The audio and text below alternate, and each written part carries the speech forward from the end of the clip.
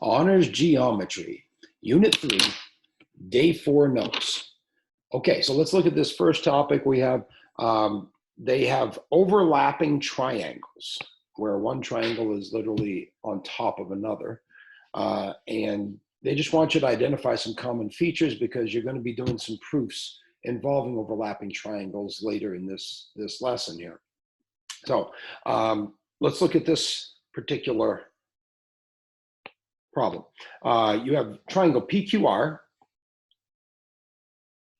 this guy here, okay. Yes, that is an R. And then you have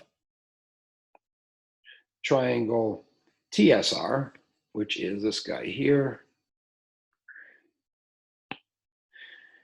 And what you need to look at is if you're trying to prove in one of our proofs a little bit later that triangle PQR is congruent to triangle TSR, for example, then it's helpful to separate the two triangles. Okay, so if you take out triangle PQR, this guy here, and you're able to say that's P and that's Q and that's R, okay, and that angle 3, that angle is right there where Q is, and angle 9 is where the P is, and angle 4 is where the R is. Okay, be able to do that, that'll be helpful. Okay, so on this side here, the Alex question will ask you to identify, which vertex is at angle 2. Well, angle 2 is point S. And then this guy right here, that vertex at angle 7 is T. And then angle 4, again, is at R. Okay. So one thing I want you to notice here is that those two triangles both have angle 4. Okay, they both have angle R. So they have a common angle. If I'm going to prove that the two triangles are congruent, part of that proof is going to be that angle R is congruent to angle R, because there's an angle R in the first triangle, which happens to be the same angle R as you have in the second triangle. Now, this second pair of overlapping triangles, okay, involves triangle ABD, this guy, and triangle DCA, this guy here. Okay, so if you look at those two triangles, right, you should be able to fill in everything. Like at angle 7 is B.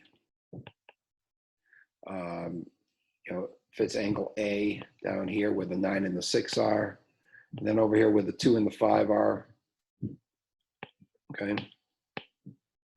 In triangle ABD, angle 5 has D as a vertex. Okay. Angle 6 in ACD, angle 6 has A as the vertex. Okay. Angle 3 has C as a vertex. And angle D has 2 and 5 inside of it. So we call that point D. Okay. So with that in mind, okay, whereas this previous question had angle R in both triangles, this pair of triangles shares segment AD, okay, which you can see when you separated them, there's AD and there's AD. So you need to realize that there is a common side or a shared side. Right? So at some point in time, if you're doing a proof with those two triangles, you're probably going to need segment AD is congruent to segment AD, because AD is in both triangles. Okay, speaking of proof, okay, we're going to get back into some proofs, just like in the last lesson in day 3, and we're going to go a little bit further with our proofs. Okay, so let's go back and remember the steps that I gave you. Hopefully you remember this page. All right, so after we get our game plan, okay, you take the givens and get as many congruent marks as you can Okay, one congruent mark for every single sentence is your goal. Okay, one congruent mark for every single sentence. You want to be able to write the little congruent symbol every time there's anything in your given.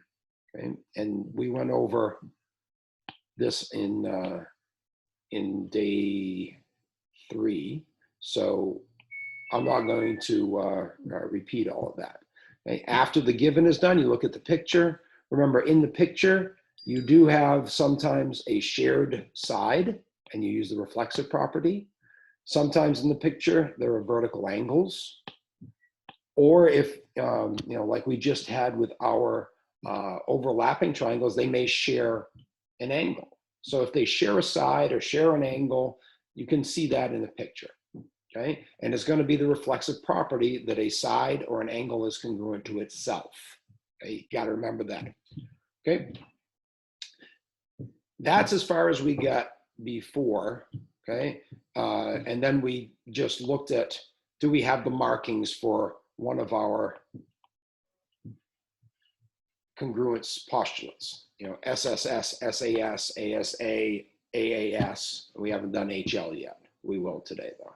All right, so now let's go and get back to this proof in day 4. So we're going to look at the game plan that we're going to use to prove that triangle BEA is congruent to triangle BDC. Now notice BEA and BDC, they overlap. So we just did a topic where we separate those two triangles so that visually we can maybe set up the proof a little bit easier.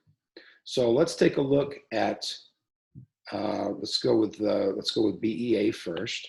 So BEA looks like that. Ooh, okay. So I'm going to separate it so that there's B, there's the A, and the E, coming down. All right. So, that was your 6 before, okay, and your A is there. And then the other triangle that they asked about is BDC. So you had your B, D, and then C is up here. Okay, BDC. Okay, so I've separated these two triangles, and now we can take a look at them and can still base a little bit on the fact that we have our original picture, if you need to go back and look at it. So in our game plan, okay, remember, I'm not going to write this down, okay, unless it's lightly with pencil, then I'm going to erase it. Right? So the givens are that BA is congruent to BC, and that BE is congruent to BD. Okay, that's all I'm going to be able to say from the givens. And then we have to look at the fact that we don't have 3 marks. We don't have SSS or SAS or ASA or AAS. We need 3 things marked in every triangle to prove that they're congruent triangles. Well, look at the fact that in these 2 triangles, they share angle B. Okay, angle B is in both of those triangles. So we will be able to say that angle B is going to be congruent to angle B. So now I'm going to look at my markings. There's a side, there's an angle, there's a side. So it's an angle with 2 included sides in it. So I know that I'm going to go with SAS. My game plan is side, angle, side. So let's erase those markings. And I know that my game plan is going to be side, angle, side. I'm just going to remember that. That's going to make it easier when I get down to my proof. Okay. All right. So let's do the proof itself. So right off the bat, right, remember, number 1, we are going to look at the givens. Number 2, we'll look at the picture. And then number 3, we'll look at the marks and figure out if we can prove with one of the triangle congruence postulates that you have 2 congruent triangles. Okay, so let's go with black here. All right, so we're going to start with our givens. Let's put the first given, BA is equal to BC. Reason, it's given. Okay, so you can put one there. All right, so BA, BC, I'm going to put 1 congruent slash for each.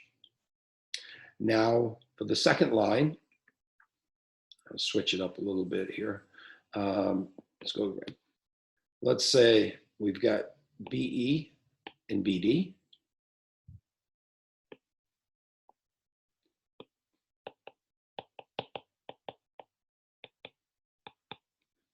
Okay. And the reason that BE is congruent to BD is that, well, it's given. Okay. And actually, it doesn't even have the congruent symbol, does it? It has just the equal sign. So let's get that out of there. Okay, that's given. So BE, the length of BE is equal to the length of BD. Sweet. So now we want to get to side angle side. There's a side and a side. We need this angle in between them. Okie dokie. So I need to be able to say that this angle and this angle are congruent. So angle B is congruent to angle B. Easy peasy. So how do I know that something is congruent to itself? Well, that's the reflexive property. Okay, the reflexive property. So I can mark my angle B's. Sweet. Okay. Look at your marks. S, A, S, S, A, S. We've got side angle side. So we can immediately now say that triangle BEA, which is what we're trying to prove, is congruent to triangle BDC. And the reason that triangles are congruent has to be one of those triangle congruence postulates. And we just said this one is side, angle, side. Okay. That's it for that topic. Now we're going to look at some more proofs. Okay. Hopefully you get enough practice and you're going to get really good with proofs. I mean, that's what, you know, a big part of your test is going to be over here. So hopefully you're going to take your time, maybe do extra examples if you need to get a hang of it. All right. So once again, I want to get my game plan. Right? My game plan. BE bisects AD. So now we're going to talk about things that are perpendicular. We're going to look at parallel lines with transversals. So there's going to be stuff from unit 2. Corresponding angles, alternate interior, alternate exterior angles, all of those are congruent. So we're going to need to remember unit 2. We're going to need to know these vocabulary terms. So if AD got bisected, AD got cut in half. So AD got cut into those 2 congruent halves. It's a segment bisector. And then the second thing it says here is that AB is parallel. Parallel does not mean congruent to DE. Okay? Parallel does not mean congruent. Okay? This segment and this segment can be parallel to each other, but that doesn't mean they're the same length. It doesn't have the same size. Okay? So parallel does not mean we're going to make any markings for congruent slashes, right? What it does mean is that they're parallel. So from those 2 sides being parallel, you got 2 parallel lines crossed by a transversal, okay? Well, that tells me that I can look at this angle, and I know that they are alternate interior angles, so they're going to be congruent. That's the only pair of angles that I have in this picture that are created by AD being a transversal for AB and ED. Okay, so those angle marks will come from that given. Okay, put it back there. All right. So that's all the givens. I've gotten congruent stuff from the first line. I got congruent stuff from the second line. Now I need to look at my picture. The picture has vertical angles.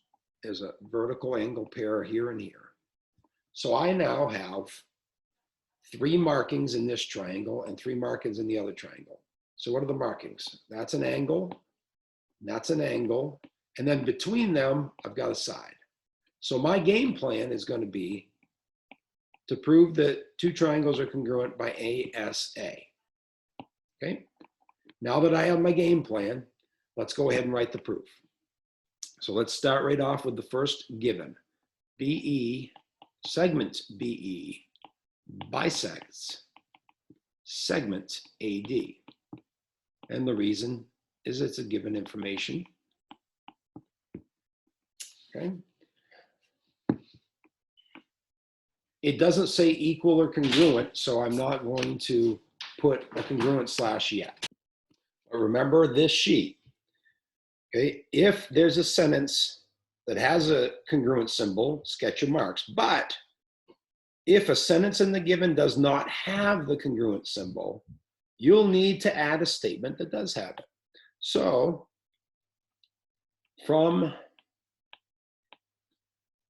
that statement in the given that we just talked about in the proof, we can now say, since AD got bisected or cut in half by BE, then AD is now those 2 congruent halves. Now, does this say that AD bisects BE? No, it doesn't. Now, years ago when we used to do the proofs, people would look at this, or students would look at this and they'd go, okay, this one's bisected too. No, no. All that the given says is what it says. It says BE cuts in half AD. So the only thing that got cut in half is AD. So we can now say, because we have introduced that first sentence into evidence here in the proof, we can now say that segment AC, which is this guy, is congruent to this guy. Segment, you can call it CD or DC, it doesn't really matter. Okay, now that's not given. Okay, what that is, we got that piece of information from this word. Okay, bisect. So it was a segment that got bisected. So it's the definition of segment bisector. And that'll be on the drop-down menu when you are choosing these in ALEKS. Okay, segment bisector definition. Okay, so because the given information said the segment was bisected, we are able to say that AC is congruent to CD. Okay, so this piece of the given is done. Next piece of the given. Okay, let's go orange. Next piece of the given is segment AB is parallel to segment DE. Okay, so again, those are not congruent marks. Those will not allow you to put an S on SSS or SAS.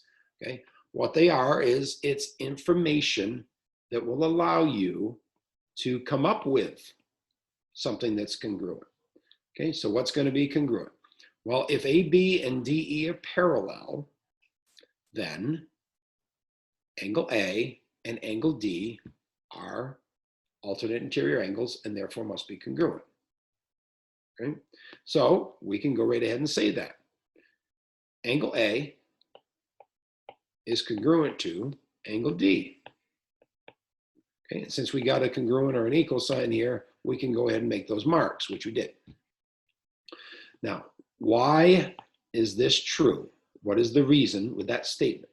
And you can say if the two lines crossed are parallel. I'll put the symbol for parallel. Then alternate interior angles are congruent. Okay. So we have taken both of the lines in the given and gotten two congruent statements. Okay, two congruent statements about pieces of the triangles.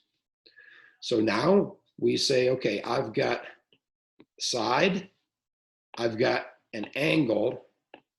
Okay, I wanted ASA. So I need another angle. So remember that we said the picture is next after the given. Well, there's vertical angles. Be careful. Be careful. I'm going to put a big star on this one. Do not write angle C is congruent to angle C. Don't do it. Okay? You're going to lose a point. Why is that? Well, simple. Which of these angles is angle C? Okay? You say, well, C is the vertex of this one and this one. Okay, that tells you right there, there's at least two angles with angle C is the vertex. Okay, so if that C is the vertex for more than one angle, you got to use three letters to talk about the angles. So let's talk about this angle, ACB. So angle ACB is congruent to angle, we can call this ECD or DCE. Okay. How do I know that those two angles are congruent?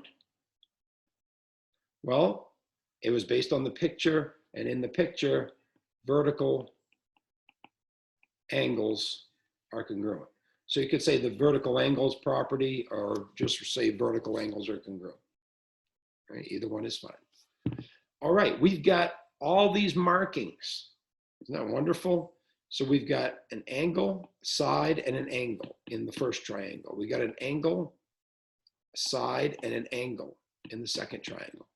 Okay, and that side is included between the two angles. So now I can say triangle ABC is congruent to triangle DEC, and the reason is the angle side angle congruence postulate. Okay, good little proof right there. Right, lots of stuff. Go back and rewind it and watch it over if you need to. Okay, the next proof. We're going to have the HL property, which we talked about a little bit in lesson 1 and day 3, the previous lesson. But now we're actually going to be using it. Okay, so what is the game plan going to be? Well, just ignore that they told you it's HL. Let's figure it out. Because remember, for HL, the word hypotenuse means it's got to be a right triangle. So you got to have a right angle, and then you need the hypotenuse with a mark on it, and you need one of the legs with a mark on it. Okay, it ends up looking like SSA, but the A is a right angle. Okay, SSA is not one of our congruence postulates, but when that A is a right angle, we call it hypotenuse leg. Right.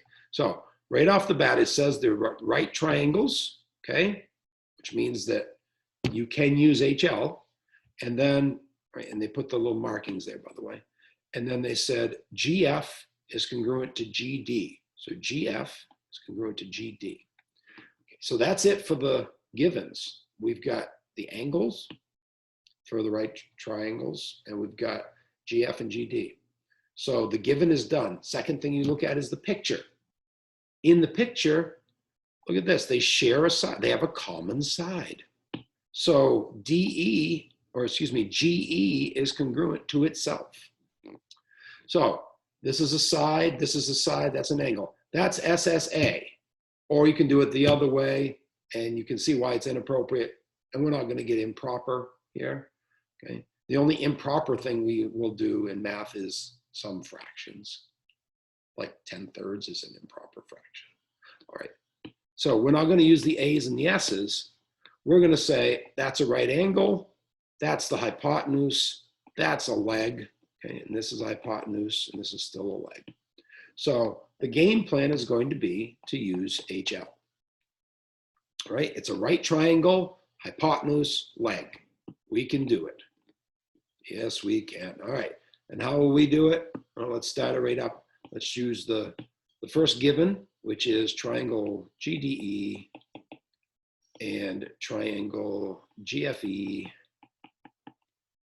are right triangles. And I know that that is true because it's a given, and they've already given us the markings, okay? That's very nice of them. All right, next thing. Segment GF is congruent to segment GD. How do I know that that is true? Well, it's also given information. So GF is congruent to GD, so I'm going to make my markings. Okay. That's only 2 markings in each triangle. We need a third marking. Let's look at the picture. Again, the picture shows us that GE is in both triangles. So because it's a shared side and it's always congruent to itself, we're going to use that. GE is congruent to GE, and that's so easy. It's a reflex, so it's the reflexive property. The reflexive property of congruent segments. And now number 4, you've got 3 marks in each side, and you say you got a right angle, hypotenuse, leg in both of those triangles. So we can go right to the prove and state triangle GDE is congruent to triangle GFE. And the reason, we have to use one of our congruence postulates if we say that the triangles are congruent. It's the hypotenuse leg congruence postulate. Okay, not bad at all. Okay, let's move on.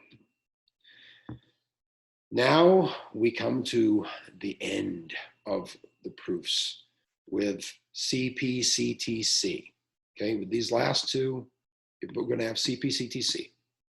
You know, don't get all nervous about the letters, Cpctc, right? So let's go back to this sheet. This sheet that I gave you before, I posted, right? We get to this point and we look at, you know, using the triangle congruence postulates to say this triangle is congruent to this triangle. But what if you look at the prove statement and it's asking you not whether 2 triangles are congruent, but whether 2 parts of those triangles, 2 segments, 2 sides, or 2 angles. You're supposed to prove that the 2 parts of those congruent triangles are congruent. Okay, well, that's what the Cpctc stands for. Right? It stands for corresponding parts of congruent triangles are congruent. Okay? And that may seem like a lot of words to you, but that was literally the easiest part of this unit. If I said to you, triangle ABC is congruent to triangle LMN, okay? If this congruent statement is something that you have and you have proven it, then guess what? You have the right now to say that segment AC, the first and the third letter in your congruent statement, is congruent to, well, that was an N, right? Is congruent to segment LN. Okay, you have a right to say that. Why? Because the first and the third letter correspond to the first and the third letter. That is corresponding parts of congruent triangles are congruent. So just remember, the CT stands for congruent triangles. If in your proof you have said this triangle is congruent to this triangle, Then you can take, angle B is congruent to angle M. Okay. Why? Because they're corresponding angles in those two triangles. Okay. Angle C is congruent to angle N. Why? Because C corresponds to N. Okay. You can say that segment BC is congruent to segment MN. Why? Because they're corresponding parts of congruent triangles. So we're just going to add one step to the other proofs that we've already done. All the proofs will have congruent triangles.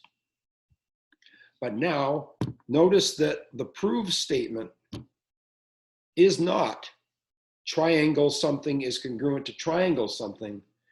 It's asking about angles. Okay? And then on the last one, it's asking about segments. So you need to finish with one extra step. Watch what we're going to do. Okay? Everything up to that one step is the same. We've been doing it. So I want my game plan. How am I going to prove the two triangles are congruent? Because before I do the Cpctc, I just need to have congruent triangles, which is the CT in the middle.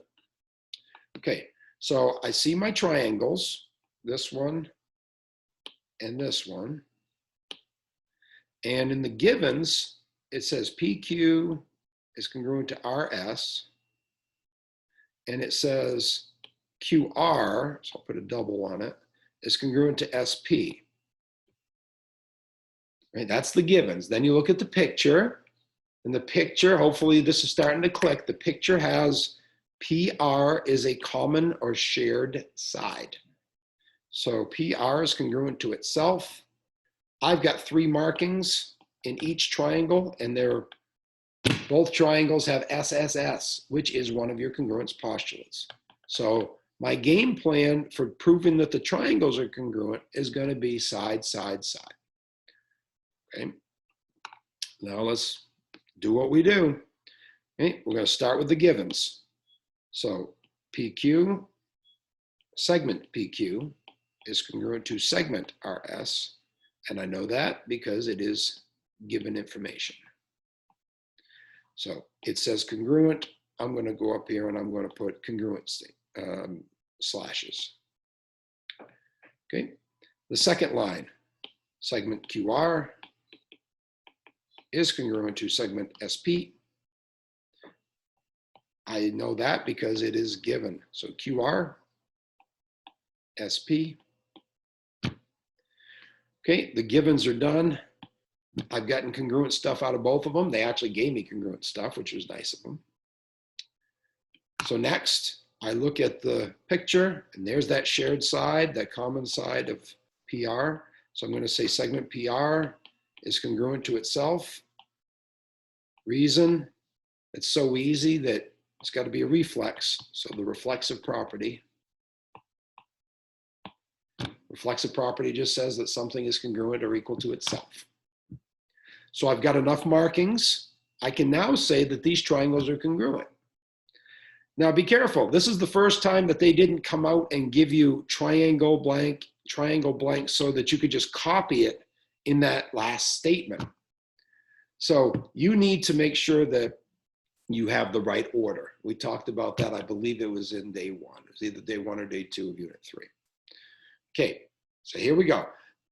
Let's pick the first triangle is this guy. First one, we can have any order we want. Let's go Q, P, R, okay? Q, P, R, triangle Q, P, R.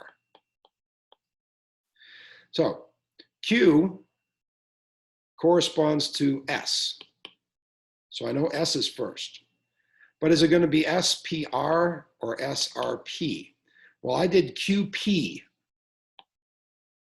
right? QP has one congruent slash on it. So I want to start at S and go down the one congruent slash.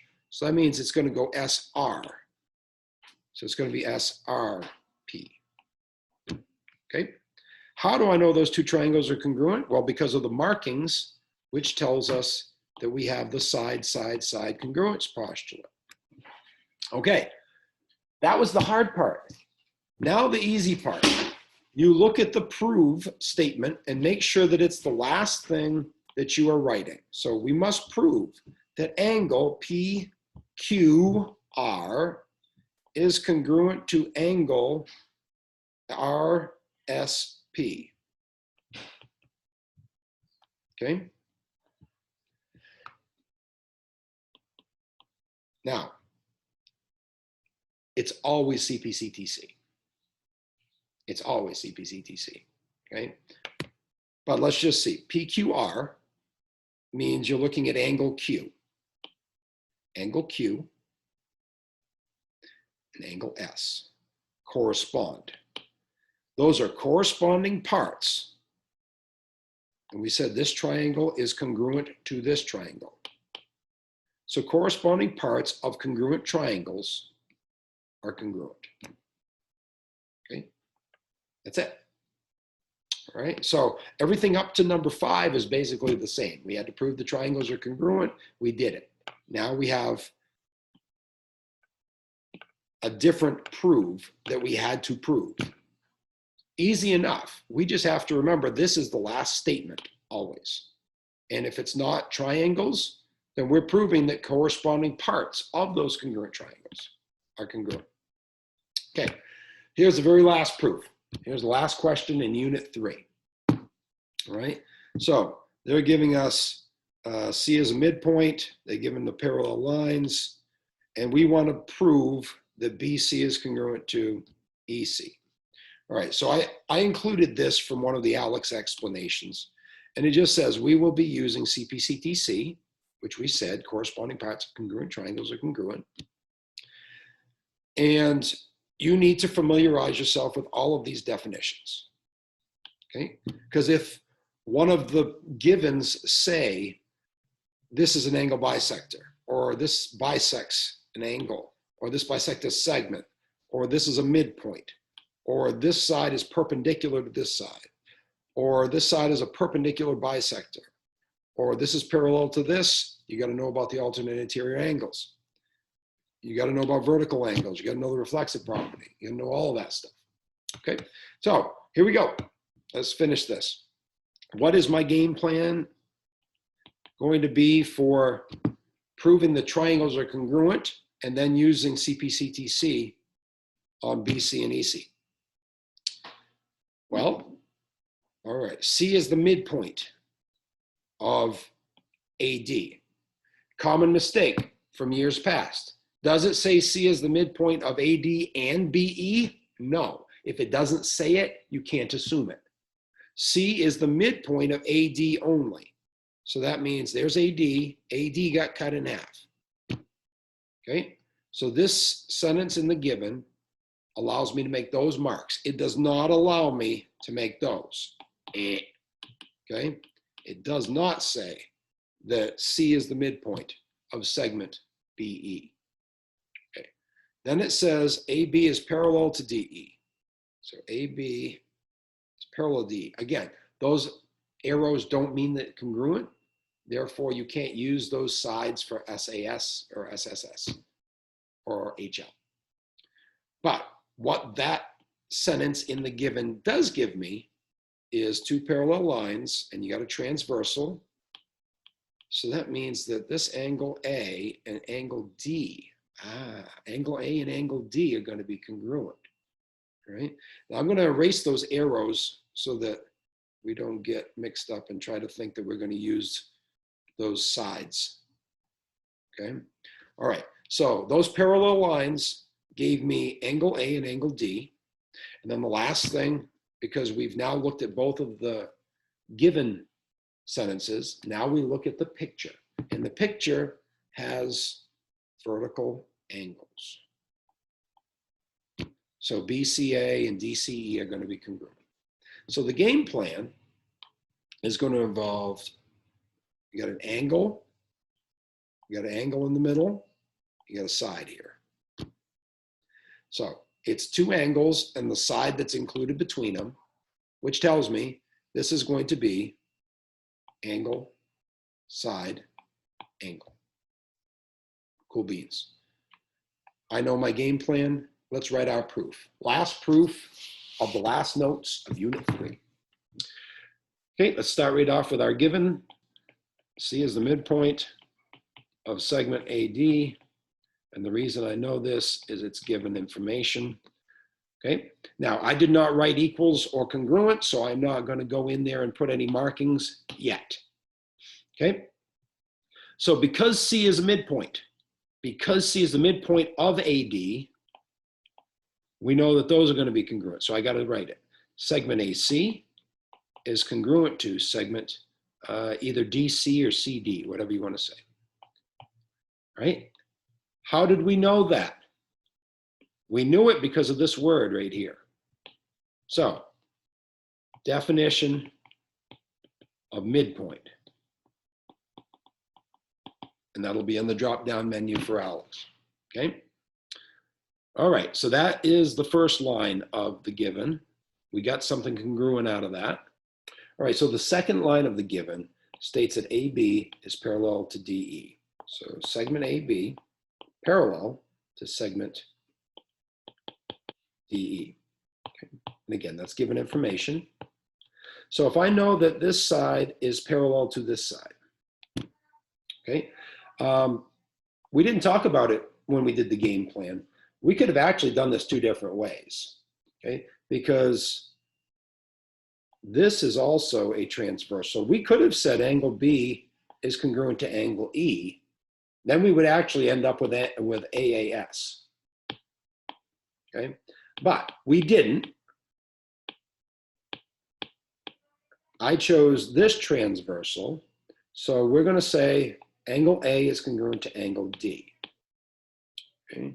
Angle A is congruent to angle D. So angle A is congruent to angle D. Why did I just use one letter? Because A only has one angle coming out of it, and D only has one angle coming out of it. In the previous proof, we had like this guy here. In the next step, we're going to need three letters, but it is okay to say angle A and angle D are congruent. Reason, okay? Because of this. If two lines are parallel, then alternate interior angles are congruent. Little if then for you. If two lines are parallel, which we just said, then I can say the two alternate interior angles are congruent. Okay, so we have now gotten an angle and a side in each of the triangles. Now we're going to look at the picture because we have fully exhausted the givens. Okay. In the picture, I see this angle is congruent to this angle. Don't call it angle C. Remember, don't call it angle C. So we call it angle BCA is congruent to angle, call it DCE. How do I know that those are congruent? Well, it's because in the picture, I see vertical angles are congruent. You can say vertical angles property, or you can say vertical angles are congruent, okay? In the drop-down menu for Alex, it'll probably say vertical angles property. All right, so we've gotten enough markings. We can now say that the triangles are congruent. So again, we're going to use a good, correct order. The first three, it doesn't matter. Let's say triangle ABC. So A corresponds to, let's see, which one over here does A correspond to? Well, I got one angle mark in A. A corresponds to D. B, the second letter, has no angle marks. It's the only one with no angle marks, so that one corresponds to E. And then C is in the middle, and both of the angles C's have two angle marks, so C corresponds to C. How do I know that those two triangles are congruent? The angle side angle congruence postulate. And then finally, make sure that your prove is your last statement. We have to prove that segment BC is congruent to segment EC. Okay, how do I know that? Check out the congruent triangle statement. BC is the second and third letter in the first triangle. EC is the second and third letter in the second triangle. Those are corresponding parts of congruent triangles, and they must be congruent. Cpctc. That's Unit 3. That is proofs. That is good stuff. All right. Hope you enjoyed it. If you have questions, make sure you ask. But go back and rewatch any part of it, and bring your questions to class or shoot me an email, and we will get those questions answered as soon as possible. Okay. See ya.